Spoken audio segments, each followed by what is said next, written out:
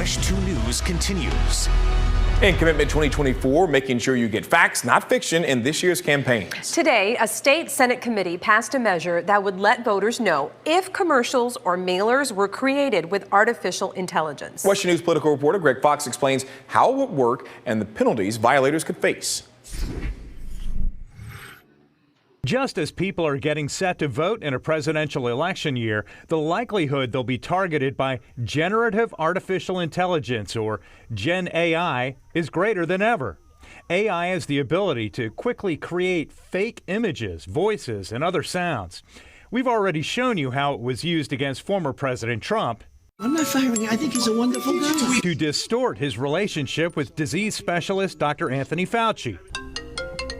And the FCC has just outlawed using AI-generated voices in robocalls just weeks after an AI voice resembling President Joe Biden hit New Hampshire voters' phones. The intent of the depiction is to injure a candidate or deceive regarding a ballot issue. Here in Florida, Republican State Senator Nick DeSegli is sponsoring a bill that would add this disclaimer to all political communications: created in whole or in part with the use of generative artificial intelligence. So that the public knows that this is artificial intelligence being used in this particular political advertisement. The required disclaimer for ads would include those on TV, radio, the internet, and in mailers. Violators could face criminal and civil penalties. So it could be multiple people. So it could be the candidate, the attorney that approves it, the consultant. There's many people that could be taken action upon. The facts are going to determine who, in fact, is responsible for the ad.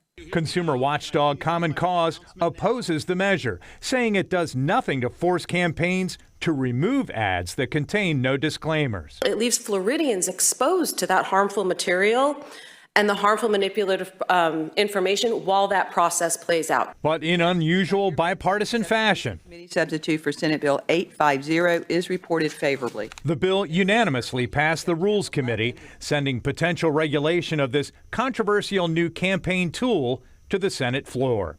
Greg Fox, WESH 2 News. State action on AI in politics likely won't affect the ads of federal candidates, since only Congress can do that. And right now, Congress does not require ads in federal races to be true.